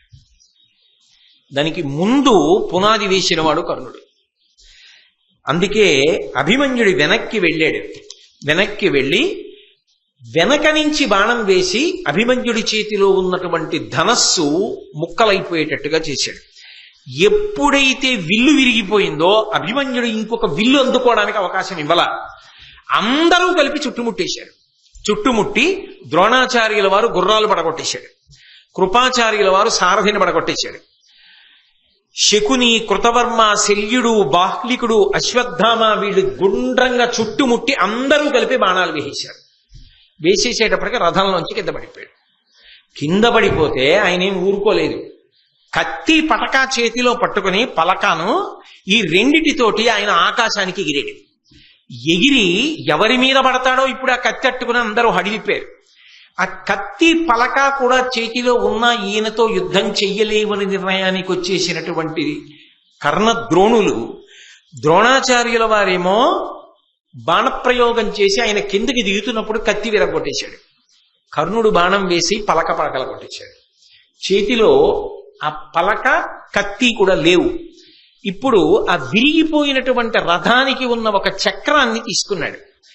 రథచక్రాన్ని ఒక్కదాన్ని చేతులతో పట్టుకుని ఆయన యుద్ధం చేస్తుంటే అయ్యో పిల్లవాడు పడగొట్టేశాం కదా అని చూడలేదు. చేతిలో ఒక రథచక్రం ఉంటే ఆయనతో యుద్ధం చెయ్యలేక అశ్వత్థామ రథం దిగి పారిపోవలసి వచ్చింది. అంటే ఇక ఈ రథచక్రం ఉన్నా మనం ఏం చేయలేం అని ఆయన్ని చుట్టుముట్టారు ఇంతమంది వీరులు కలిసి. శకుని, కృతవర్మ, కృపాచార్యుడు, కర్ణుడు, శల్యుడు, అశ్వత్థామ ఇంతమంది కలిసి చుట్టుముట్టారు. చుట్టుముట్టి బాణప్రయోగం చేశారు. ఆ రథచక్రం కూడా తుత్తునియలై కింద పడిపోయింది. రథంలోంచి కింద పడ్డ గద దొరికింది. ఆ గద తీసుకుని యుద్ధం మొదలుపెట్టాడు. అది సర్వశాస్త్ర పారంగత్వం అంటే. ఆ గదాయుద్ధం చేస్తూ మహానుభావుడు 10 మంది వసాతిరాజుల్ని ఏనుగులతో కలిపి చంపేశాడు ఒక్క గదతో. ఏమిటి ఇంతమంది చుట్టుముట్టి బాణాలు వేస్తూనే ఉన్నారు. గదతో బాణములను అడ్డుకుంటూ 10 మంది వసాతిరాజుల్ని, ఏనుగుల్ని, గుర్రాల్ని చంపాడు. శకుని మీద కోపంతో శకుని చుట్టూ ఉన్నటువంటి 27 మంది గాంధార వీరులు ఆయనకి రక్షణగా నిలబడతారు. 27 మంది గాంధార వీరుల్ని గదతో చంపాడు. చంపిన తరువాత దుశ్శాసనుని యొక్క కొడుకు గద పట్టుకుని వచ్చాడు. ఆ దుశ్శాసనుని యొక్క కొడుకుతో గదాయుద్ధం చేస్తుంటే ఇంతమంది కలిపి బాణములు వేసేశారు కదా, ముళ్ళ పందిలే అయిపోయాడు అప్పటికే. ఇన్ని బాణములు కొట్టేశారు, నెత్తురు ఊడిపోతోంది ఒంట్లోంచి. అయినా నిప్పెన్న మాట అనకుండా చేశాడు యుద్ధం. చేసి తన గద యొక్క దెబ్బల చేత దుశ్శాసనుడి కొడుకు గుండె బద్దలై నేల మీద పడి మరణించాడు. దుశ్శాసనుడు కొడుకు కొట్టినటువంటి దెబ్బల చేత అభిమన్యుడు మరణించాడు. సమస్త భూతములు లోకంలో ఉన్నవన్నీ ఇది ధర్మం తప్పిన యుద్ధం, దారుణమైన యుద్ధం, ఒక్క పిల్లవాణ్ణి ఇంతమంది కలిపి మట్టు పెట్టారని ఆక్రోశించాయని రాశారు భారతంలో. ఒక్క అభిమన్యుడితో యుద్ధం చెయ్యడంలో తట్టుకోలేక ఇంతమంది ఆయన్ని చుట్టుముట్టి చంపడం ఒక మహాపాపకర్మ. దాని ఫలితం అలా ఉండనివ్వండి, దాంట్లో ప్రధాన పాత్ర కర్ణుడు పోషించడం ఆయన శీల వైభవానికి, ఆయన శౌర్యానికి, ఆయన పరాక్రమానికి ఖచ్చితంగా మచ్చ తెచ్చింది. ఎందుకంటే 2 మాటలు అభిమన్యుడి చేతిలో తట్టుకోలేక యుద్ధభూమిని విడిచిపెట్టి దూరం వెళ్ళడం, తన తమ్ముడు తన కళ్ళ ముందు అభిమన్యుడి చేత హతుడైపోయినా తాను అడ్డుకోలేకపోవడం, ఆఖరికి రక్షించుకోలేక వంచనతో కూడుకున్నటువంటి యుద్ధం చేసి అభిమన్యుడిని మట్టుపట్టడంలో కర్ణుడు ప్రధాన పాత్ర పోషించడం, ఎంత కర్ణుడి మీద అభిమానం ఉన్నా, ఎంత సానుభూతి ఉన్నా, ఎంత ప్రేమ ఉన్నా సమర్థించడం మాత్రం సాధ్యమయ్యేటటువంటి విషయం కానిదిగా భారతంలో మిగిలిపోయింది. తరువాత ఆ యుద్ధం జరుగుతున్నటువంటి సమయంలో సర్వసైన్యాధిపత్యంలో ఉన్నటువంటి భీష్మాచార్యుల వారు 10 రోజుల యుద్ధం తర్వాత అంపశయ్య మీద పడిపోయాడు. పడిపోయిన తరువాత ఎందరో వెళ్ళి ఆయన దర్శనం చేశారు. ప్రాణములతోనే ఉన్నాడుగా మహానుభావుడు. కర్ణుడు కూడా ఆయన దర్శనానికి వెళ్ళాడు. వెళ్ళినవాడు ఆయన పట్ల ఎంత మాత్రమూ అమర్యాదతో ప్రవర్తించలేదు. ఆయన దగ్గరికి వెళ్ళి సాష్టాంగ నమస్కారం చేశాడు. అంటే ఒక్కటి మీరు గుర్తుపట్టాలి, ఆనాడు ఆవేశంలో ఎన్ని మాటలో అన్నాడు భీష్ముణ్ణి. కానీ ఆఖరినన్నాడే ముదుసలి ముదుసలి ముదుసలి అని. 10 రోజుల యుద్ధంలో చూశాడు భీష్ముడు అంటే ఏమిటో. అసలు నిజంగా ఆ భీష్ముడు యుద్ధం చేస్తుంటే అర్జునుడు యుద్ధం చేయలేకపోయాడు. అప్పుడు కదూ కృష్ణుడికి ఎందుకు దిగి చక్రం పట్టుకోవాల్సి వచ్చింది. ఇది భీష్ముడు అంటే అని గమనించాడు. 2, భీష్ముడి మీద గౌరవం లేనివాడు కర్ణుడు కాడు. ఖచ్చితంగా భీష్ముడి మీద గౌరవం ఉన్నవాడే. ఆయన పరిస్థితులు ఆయనకు అటువంటి సందర్భాన్ని కల్పించాయి. ఆ ఆవేశంలో అదుపు తప్పి భీష్ముడి మీద మాట్లాడాడు. కానీ ఆ భీష్ముడే అప్పశయ్య మీద పడిపోతే వెళ్ళి నిలబడి ఏ ఒక్క మాట కూడా తోలలేదు. సరికదా, వెడుతూనే సాష్టాంగ నమస్కారం చేశాడు. సాష్టాంగ నమస్కారం చేయగానే చూశాడు భీష్ముడు అంపశయ్యమించి. చెయ్యెత్తి చాపి దగ్గరికి పిలిచాడు. పిలిచి దగ్గరకు రమ్మని పరమ సంతోషంతో ఆ కర్ణుణ్ణి కౌగిలించుకున్నాడు. కౌగిలించుకొని ఆ కర్ణుడి వంక ముఖంలోకి ఒకసారి చూశాడు. వెంటనే కర్ణుడు అన్నాడు, అలుకదక్కి నన్ను అధిక వాత్సల్య శీతలముగాగ చూచి తగిన మాటలాడవే మహాత్మా అనుటయు ఆతండు గారవమున అతని చేరబిలిచి. మహానుభావ, తాత భీష్మాచార్య, నా మీద వాత్సల్యం అనేటటువంటి చందనపు వృష్టిని కురిపించు. ప్రేమతో మాట్లాడు, వాత్సల్యంతో మాట్లాడు, తగిన మాటలాడవే. ఆ ప్రేమతో నాతో మాట్లాడవలసిన మాటలు ఏమున్నాయో అవి నాతో మాట్లాడు అని అనగానే భీష్ముడు కూడా పరమ సంతోషంతో దగ్గరకి చేర్చుకుని కౌగిలించుకొని, చుట్టూ రక్షక భటులు ఉన్నారు. ఎంత అంపశయ్య మీదున్నా మరి ఉండరు చుట్టూ, మహానుభావుడు సామాన్యుడా. ఆ రక్షణ దళాలన్నింటినీ కూడా తనకి రక్షణగా నిలబడిన వారందరికీ కూడా సంజ్ఞ చేశాడు, మీరందరూ దూరంగా వెళ్ళిపోండి. అంటే కర్ణుడితో తాను మాట్లాడుతున్నది వాళ్ళకి వినపడకూడదని. నేను మీతో ఒక మాట చెప్పా, మహాభారతంలో ఒక్క కర్ణుడి విషయాన్ని పరిశీలించినప్పుడు ఏకాంత సమావేశం ఏదైనా జరిగింది అంటే కర్ణుడికి సంబంధించి ఏవో కొన్ని అద్భుతాలు బయటకు వస్తాయి. ఆయన పైకన్నా ఎక్కుతాడు, కిందకన్నా దిగుతాడు. 4 సార్లు జరిగింది అలా. ఒకసారి కృష్ణుడితో ఏకాంతం జరిగింది. ఎప్పుడు రథం మీద వెళ్ళిపోతున్నప్పుడు ఒక్కడినే కూర్చోబెట్టుకుని మాట్లాడాడు. రెండవది కుంతీదేవితో జరిగింది, మూడవది ఇంద్రుడితో జరిగింది, నాలుగవది భీష్ముడితో జరుగుతోంది. ఈ 4 సమావేశాల్లోనూ కూడా కర్ణుడి విషయంలో ఎంత మహత్తరమైనటువంటి విషయాలు జరిగాయో మీరు గమనించారు. ఇప్పుడు 4వది ఇదే చిట్టచివరిది. ఇందులో భీష్ముడు దగ్గరికి పిలిచి కర్ణుడితో ఒక మాట అన్నాడు. నాయన కర్ణ, నేను చెప్పిన మాటలు బాగా విను. నీ దశ కోపింతునే కులభేదముగా పలుకుటయును బిడ్డల చిరుపంగాదని కిలియుదు లేదన రాదు అదలుతు నిన్ను నిష్ఠురంపు పలుకలన్. కర్ణ, అనేక పర్యాయాలు నేను నిన్ను చాలా కఠినమైన మాటలతో మందలించాను. ఎందుకు మందలించానో తెలుసా? వ్యక్తిగతంగా నాకు నీ మీద ఏ విధమైనటువంటి కోపం లేదు. ఏ కోపం లేకపోయినా నీ పట్ల నేను కఠినమైన మాటలు మాట్లాడడానికి కారణం ఉన్నది.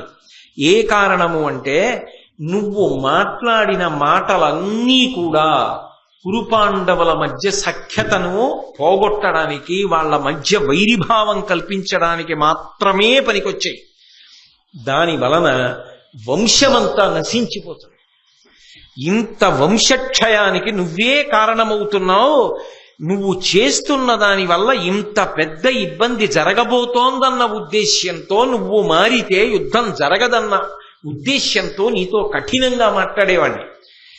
ఆ ఒక్క మాట తీరుకి నీతో అలా మాట్లాడాను తప్ప నిజానికి వ్యక్తిగతంగా నాకు నీ మీద ఏ విధమైన కోపం లేదు. రెండవ విషయం, నీ ఉదయము దైవిక గర్భాయత్తము, నీకు మర్చులు అసదృక్షులు, కౌంతేయుడవు కాని విను రాధేయుండవు కావు ధీర విచారా. ఎటువంటి విశేషణంతో పిలిచాడో చూడండి. ధీర విచారా. ఏ విషయాన్నైనా చేసేటప్పుడు బాగా బుద్ధితోటి ఆలోచించే చేస్తావు. లేకపోతే నిజంగా ఆయన ప్రలోభాలకు లొంగాలంటే ఎన్ని మాటలు లొంగాలి?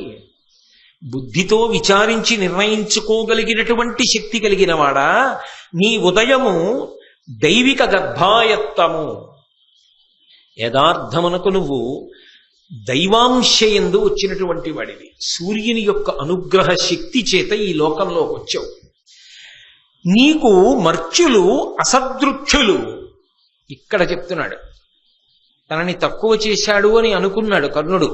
కానీ అసలు భీష్ముడి హృదయంలో కర్ణుడు ఎవరో ఇక్కడ చెప్తున్నాడు. అర్జునుడి విషయంలో పోల్చాడు అంతే తప్ప అసలు కేవలము యుద్ధానికి కొరగాని వాడన్న భావన భీష్ముని యందు లేదనడానికి ఇది ప్రబల ఉదాహరణ భారతంలో. అందుకే నీకు మర్చ్యులు అంటే మనుష్య కోటి. ఈ మనుష్యులు ఎవరైతే ఉన్నారో వీళ్ళందరూ కూడా అసదృక్షులు. అసలు నీ వంక చూడడానికి కూడా సరిపోరు, అంత గొప్పవాడి.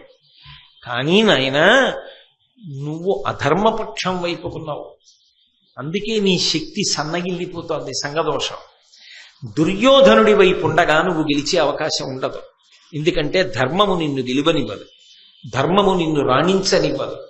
ఈ సంగదోషము నీకు పోవాలంటే నువ్వు కారణము లేకుండా పాండవుల వైపుకి వెళ్ళవలసిన అవసరం లేదు. యథార్థములకు నువ్వు కుంతీదేవి యొక్క కుమారుడవు తప్ప రాధేయుండవు కావు. నువ్వు రాధాదేవి యొక్క కుమారుడివి కావు. ఈ విషయాన్ని నువ్వు తెలుసుకున్నావు కాబట్టి ఇప్పుడు నువ్వు పాండవ పక్షానికి వెళ్ళిపో. నీకెలా తెలుసు నేను కుంతీసుతుడనని అంటావేమో. నాకు ఎప్పుడో పూర్వమే త్రికాలజ్ఞుడైనటువంటి వ్యాస మహర్షి చెప్పారు, కర్ణుడు యథార్థమునకు అధిరథునకు రాధాదేవికి జన్మించినవాడు కాదు. ఆయన కుంతిదేవి యొక్క కుమారుడు, పాండురాజుకి ధర్మరీత్యా పెద్ద కొడుకు అవుతాడు అని చెప్పాడు. అందుకు తెలుసు నాకు నీ జనన రహస్యం. కాబట్టి కౌంతేయుడు కనుక పాండవుల వైపుకు వెళ్ళిపో. ధర్మము నీకు అక్కరకొచ్చిందా, ఆ విషయం కానీ నువ్వు మనసులో రూఢము చేసుకున్నావా, నువ్వు నిష్కారణంగా పడిపోవలసినటువంటి అగత్యము నీకుండదు. అంటే ఇప్పుడు ఇంకొక విషయం కూడా ఈ ఏకాంత సమావేశంలో బయటికి వచ్చింది. కర్ణుడి యొక్క జనన రహస్యము తెలిసి చెప్పని వాళ్ళల్లో భీష్మాచార్యుల వారు కూడా ఉన్నారు కదా. భీష్ముడికి తెలుసు. భీష్ముడు ఎందుకు చెప్పలేదు అంటే యథార్థమునకు భీష్ముడికి కూడా తెలుసు యుద్ధం జరిగి తీరుతుంది. ఎందుకు తెలుసు అంటే కర్ణుడు అక్కడ ఉండి కొంత పాత్ర పోషిస్తున్నమాట నిజమే, కానీ ప్రధానము దుర్యోధనుడి యొక్క మౌఢ్యం. అందుకే సూదిమనమోపినంత రాజ్యం కూడా ఇవ్వనన్నాడు. కాబట్టి వీళ్ళు వెళ్ళిపోతారు, భీష్ముడు వెళ్ళిపోవడానికి కూడా ఇంకంతకన్నా మంచి అవకాశం రాదు. మరి యుద్ధభూమిలో ప్రాణం విడిచిపెట్టి తాను వసువైపోవాలి తప్ప యుద్ధం లేకుండా అనారోగ్యంతో మంచం మీద ఎలా వెళ్ళిపోతాడు? ఇంత గొప్పవాడును, పైగా స్వచ్ఛంద మరణం ఉన్నవాడు. కాబట్టి యుద్ధం తప్పదన్న విషయం భీష్ముడికి తెలుసు. 2, యుద్ధం తప్పనప్పుడు దుర్యోధనుడిని ఇంత నమ్ముకున్న కర్ణుడు దుర్యోధనుడి వైపే ఉంటాడని తెలుసు. అన్నీ తెలిసిన్నవాడు కాబట్టే దైవాంశలో వచ్చి దుర్యోధనుడి వైపుండి యుద్ధం జరగడానికి కారణమైన వారలలో ఒకడు భీష్ముడు కనుక ఈ రహస్యాన్ని బయటపెట్టాల. అది దైవ ప్రణాళిక అని అనవలసి ఉంటుంది. కాబట్టి నాకు తెలుసు అన్న విషయం అంపశయ్య మీదుండి చెప్పాడు. చెప్పినప్పుడు ఆయన ఎంత మనసు విప్పి మాట్లాడాడో కర్ణుడు కూడా భీష్ముడి దగ్గర మహాభారతం మొత్తం మీద ఇప్పుడే మనసు విప్పి మాట్లాడాడు. మళ్ళీ కర్ణుడి శీల వైభవం అంతా బయటికి వచ్చేది ఎప్పుడు అంటే ఇటువంటి ఏకాంత సమావేశాల్లోనే బయటికి వస్తుంది. ఎందుకంటే ఏకాంతంలో బయటికి రావడానికి కారణం ఆయనకి చెప్పుకునే అవకాశం లేకపోవడం. నేను మీతో మనవి చేసి అయితే పూర్వం దాన్ని బాగా విశ్లేషణ చేసి ఉన్నాను. మీ అందరూ పట్టుకున్నవారు ప్రాజ్ఞులు పునః దాన్ని చెప్పక్కర్లేదు. అందుకని కర్ణుడు జవాబు చెప్తూ అన్నాడు, కౌంతేయుండనగుదు ఇది ఎంతయు తొల్లియును వింటి ఆర్యులచే ఇట్లు ఇంతయు ఎరిగినన్ కుంతీ సంతానముతోడి పొత్తు సనుగునే నాకు. తాత, నాకు కూడా తెలుసు, నేను విన్నాను పెద్దల వలన. నేను కుంతీ కుమారుడనే కాని యథార్థమునకు రాధాదేవి కుమారుడను కానన్న విషయం నాకు తెలుసు. కానీ లోకంలో రాధేయుడుగానే పెరిగాను. ఆ పేరే నాకు శాశ్వతమైన కీర్తినిచ్చింది. నా బిడ్డ అని ఎప్పుడు అనలేదుగా కుంతీదేవి, అనవలసిన సమయంలో అనలేదుగా. రాధేయుడిగా దుర్యోధనుడి పలుకున కదా ఉన్నా, అతని వలన కదా ఇంత ఎదిగి పెద్దవాణ్ణయ్యా, ఇంత గౌరవం సంపాదించుకున్నా. ఇప్పుడు దేనికి నేను వెళ్ళాలి అవతల వైపుకి? ఏ ప్రయోజనానికి వెళ్ళాలి? నువ్వు 10 రోజులు యుద్ధం చేసావా, ఇప్పుడు నేను అటు వెళ్ళనా? ఎందుకు ఇంకా? అప్పుడు అసలు యుద్ధం చేయడానికి నాకేముంది అవకాశం? అపకీర్తి తప్ప ఉపయోగం ఏముంది? వారు మహాబలుల్ హరియువారికి ప్రాపుకలండు వారలంబోర జయింపెరామియును బుద్ధి నిరింగుదు అయినా కౌరవక్ష్మారమణుండు సేయుతగు మన్ననలెల్ల తలంచి చూచినన్ భురి వివేక ఏ విడిచిపోవుట ధర్మమే వీరకర్మమే. ఇక్కడ స్పష్టంగా మళ్ళీ ఇంకోసారి బయటపడిపోయాడు. ఓ తాత, నాకు బాగా తెలుసు వారు మహాబలుల్, పాండవులు మహాబలవంతులన్న విషయం నాకు స్పష్టంగా తెలుసు. హరియువారికి ప్రాపుకలండు, సాక్షాత్ శ్రీమన్నారాయణుడే వారి పక్కన ఉన్నాడన్నది కూడా నాకు తెలుసు. ధర్మం అటుందని కూడా నాకు తెలుసు. వారలంబోర జయింపరామియును బుద్ధి నిరింగుదు, యుద్ధంలో వాళ్ళని గెలవమని కూడా నాకు తెలుసు. వాళ్ళ ముందు మేమందరం పడిపోతామని కూడా నాకు తెలుసు తాత. అయినా కానీ కౌరవక్ష్మారమణుండు చేయుతకు మన్ననలెల్ల తలంచి చూచినన్. ఇంతకాలం దుర్యోధనుడి అన్నం తిన్నానే, ఎన్ని గౌరవాలు చేశాడు, ఎంత రాచపదవి కట్టబెట్టాడు, ఎంత దగ్గరికి తీసుకున్నాడు, ఎంత నాతో ఆలోచించి నిర్ణయాలు చేశాడు, నా మీద ఎన్ని ఆశలు పెట్టుకున్నాడు. ఇప్పుడు వదిలేసి కొత్త కీర్తి ఏం గణించను? ఎందుకు ఇంకా? చెయ్యి దాటిపోయింది. అన్నీ తెలిసున్నా, అవతల ధర్మపక్షమని తెలిసున్నా, పెడితే బ్రతుకుతానని తెలిసున్నా, రాజ్యమే వస్తుందని తెలిసున్నా, వ్యక్తిగతమైన నా యొక్క క్రమశిక్షణ వలన ఇక ఉల్లంఘించి వెళ్ళలేను తాత. ఈ వార్త సమయానికి చెప్పని వాళ్ళందరిదీ పాపమే. నిజమేగా? ఇప్పుడు ఆయన వచ్చాడుగా ఒక రకంగా. కాబట్టి భూరి వివేక, చాలా వివేకం ఉన్నవాడా, నువ్వు నిర్ణయించలేవు. ఏ విడిచిపోవుట ధర్మమే వీరకర్మమే. ఇప్పుడు నేను ఇటు వదిలిపెట్టి అటు వెళ్ళడం ధర్మమా వీరకర్మమా? ఎందుకు వెళ్ళమంటావు? వెళ్ళి ప్రయోజనం ఏముంటుంది? ఒక మాట కాదు, ఇన్ని మాటలు అవకాశం భరించిన స్నేహధర్మానికే కట్టుబడిపోయాడు. కర్ణుడి శీలం ఎటువైపు నుంచి చూస్తే అటువైపే మెరుస్తుంది. కానీ మహానుభావుడు ఈ సంగదోషమే తెలిసో తెలియకో ఆయన కావాలని ఇరుక్కున్నాడా? అనుకోకుండా ఇరుక్కున్నాడు. కుమారాస్త్ర విద్యా ప్రదర్శనంలో పడిపోయిన బీజం వటవృక్షమైపోయింది. ఇక దాన్ని ఎవరు విభాగం చేయలేకపోయారు. 2 చెట్లను వేరు చేయడం కుదరని రీతిలో కాండము కలిసిపోయింది. పడిపోతే చెట్టు ఒకసారి పడిపోవాలంటే ఇక అలా అయిపోయింది వాళ్ళ పరిస్థితి.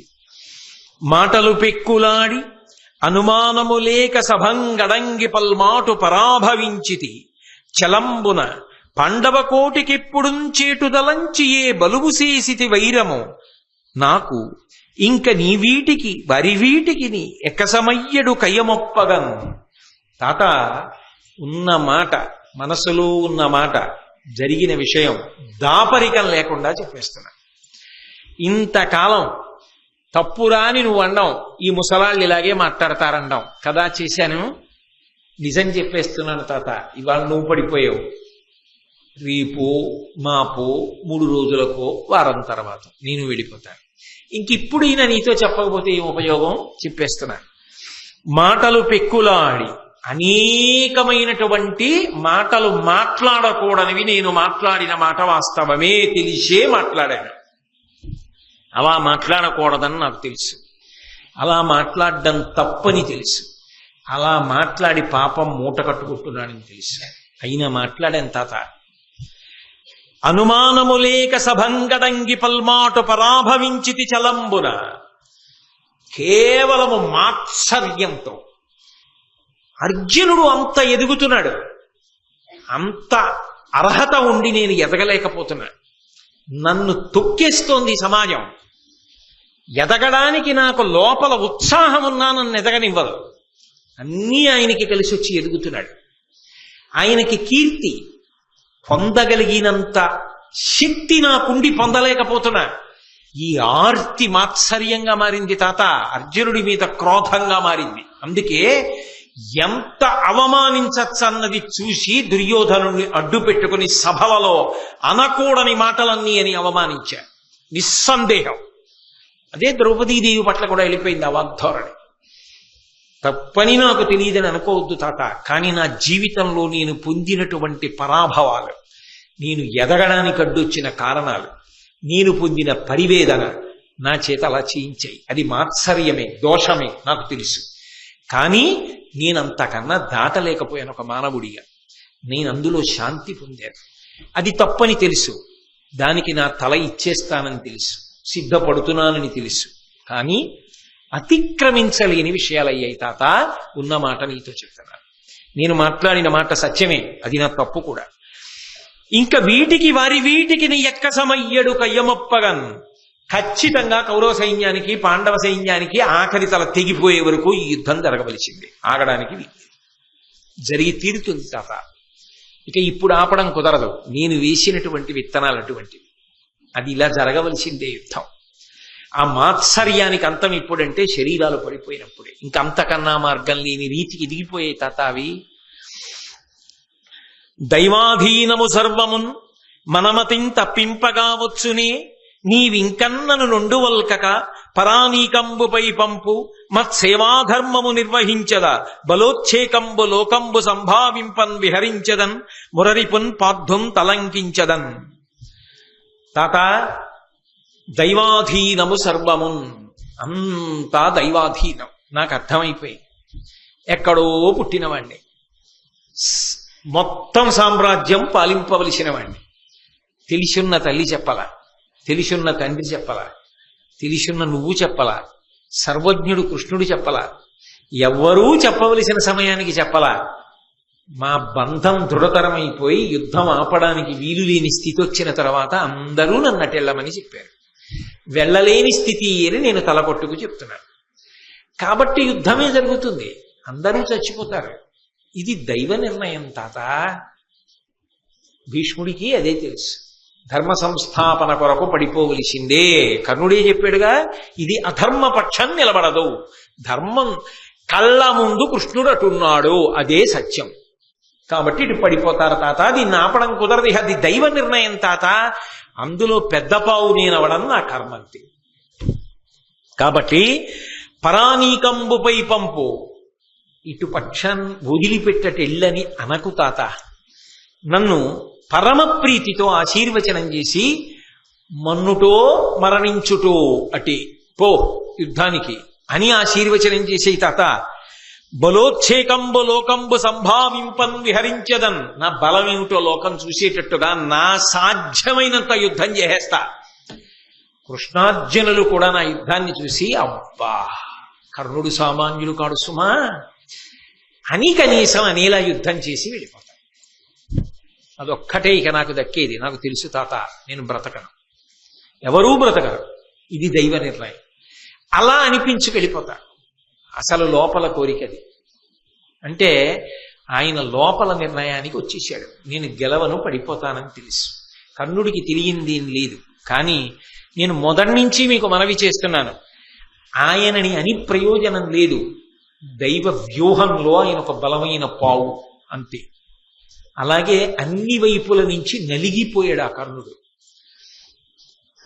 అనవిని భీష్ముడిట్టులను అంతకుజాలుటెరుంగని సుయోధనునకు ఎప్పుడు నీదు భుజదర్పము కాదే సహాయము, ఎద్ది అతనికి ప్రియంబు దానిని ఉదాత్తమతింతగ నచరింపు నీ మనమున సంతసిల్లు అనుమానము దక్కుమనుజ్ఞయిచ్చితి. కర్ణ, ఈ సందర్భం వచ్చింది కాబట్టి నేను కూడా చెప్తున్నా, నీ భుజబలం మీద నాకు ఎప్పుడూ అనుమానం లేదు. నువ్వు అంతటి శౌర్యం ఉన్నవాడివి, అంతటి పరాక్రమం ఉన్నవాడివి. నీ కంఠం తెగి నువ్వు పడిపోయిన యుద్ధభూమిలో కృష్ణార్జునులు అంటారు, అబ్బా ఏమి కర్ణుడు, ఏమి కర్ణుడి యుద్ధం అంటారు. నీ తల తెగిపోయిన రోజున భారత యుద్ధంలో పాల్గొన్న వీరులందరూ బతికిన వారంటారు, కర్ణుడు కర్ణుడే అంటారు. నీ కోరిక నెరవేరుతుంది. నాకు తెలుసు, అంతకు జాలుటెరుంగనే నీ శక్తి ఏమిటో నాకు తెలియదా కర్ణ, అంత శక్తివంతుడవి. కానీ అర్జునుడి ముందు నిలబడవు నాకు తెలుసు, అందుకే చెప్పాను. ఇప్పుడు చెప్తున్నా, నిజమేలే, ఇంతకన్నా నీకు కూడా మార్గం లేదు. మనస్ఫూర్తిగా ఆశీర్వచనం చేస్తున్నాను కర్ణ, నీకు దుర్యోధనుడి మీద ఉన్నటువంటి మిత్రధర్మం అటువంటిది, దుర్యోధనుడు నీ మీద ఉరిగిన విధానం అటువంటిది. ఇప్పుడు ఇక నువ్వు తప్పుకోలేవు, ఇక నువ్వు యుద్ధం చేసి పడిపోకుండా ఉండడం నీకు సాధ్యం కాదు. కాబట్టి బతికినా చచ్చినా యుద్ధభూమి ఉంది. కాబట్టి దానిని ఉదాత్తమతిందగనాచరింపు నీ మనమున సంతశీలు. నీవు ఎలా చెయ్యాలనుకుంటున్నావో అలాగే చెయ్యి, సంతోషంగా చెయ్యి. తాత మాట కాదని వెళ్ళానని అనుకోక్కర్లా, నేనే చెప్తున్నా, వెళ్ళు, చెయ్యి. చేసి నువ్వు చెయ్యగలిగినంత యుద్ధం చేసేస్తాడు గాని గెలిపించేస్తాడు దుర్యోధనుడు. దాన్ని భీష్ముడు అండవు, కర్ణుడు అండవు. అది చిత్రం. తెలిసి తమ కర్తవ్యములు తాము చేశాడు. కర్ణుడు ఎందుకు తక్కువవాడయ్యాడు? ఆయన తక్కువవాడనడానికి అవకాశం ఏం లేదు. కాబట్టి అనుమానము దక్కుమనుజ్ఞమిచ్చితిన్, ఇక మనసులో ఏ విధమైన శంక పెట్టుకోకు. ఆశీర్వచనం చేశాను, అనుమతి ఇచ్చాను, పో వెళ్ళు. బయలుదేరాడు కర్ణుడు. తాత ఆశీర్వదించావు, బయలుదేరుతున్నాను. ఇప్పుడు తనకి మనసు నిండా ఒక సంతోషం. తనకి తెలుసు భీష్ముడు తనకేమవుతాడో, భీష్ముడికి తెలుసని తనకి తెలియదు. కానీ అంతటి మహాయోధుడికి తెలిసింది, తనకి అనుబంధం ఉన్నది, అందరూ మన వల్ల తాను మనవడేనని. ఇవాళ మనస్ఫూర్తిగా తాత అని పిలిచాడు. అందరినీ పంపించేసి కౌగిట చేర్చుకున్నాడు భీష్ముడు. ఇన్నాళ్ళకి చందన శీతలంగా మాట్లాడు తాత ఇవాళ అని అడిగాడు కదూ, అంత ప్రేమగా మాట్లాడాడు. నీ జన్మరహస్యం తెలిసన్నాడు. ఇంతకన్నా నీకు మార్గం లేదురా మనవడా, వెళ్ళి యుద్ధానికన్నాడు. ఇంతకాలం వెళ్ళి ఏం చేస్తావనేవాడు, వెళ్ళి పాడైపోతావనేవాడు. ఆ భీష్ముడే ఇవాళ వెళ్ళు, అందరిది ఒకటే దారి అన్నాడు. కాబట్టి ఇప్పుడు తను అంతిమంగా ఏం చెయ్యాలో అది చెయ్యడానికి మార్గము రాచబాటబడింది. అమ్మయ్యా, గుండెల్లో ఉన్న ఒక బరువు తీర్చేసుకున్న ఏకాంతంలో కర్ణుడికి చెప్పేశా, నా దోషం లేదు అనుకున్నాడు భీష్ముడు. సంతోషంగా ఉన్నాడు. అమ్మయ్యా, ఇంకొక్కసారి మనసు విప్పి యుద్ధంలో ప్రాణం పోయే ముందు మాట్లాడేశా. కర్ణుడు సంతోషంగా ఉన్నాడు. ఇంత సంతోషంగా ఉన్నాడు, యుద్ధంలో గెలుస్తాడని దుర్యోధనుడు సంతోషంగా ఉన్నాడు. అందరూ సంతోషంగా ఉన్న తర్వాత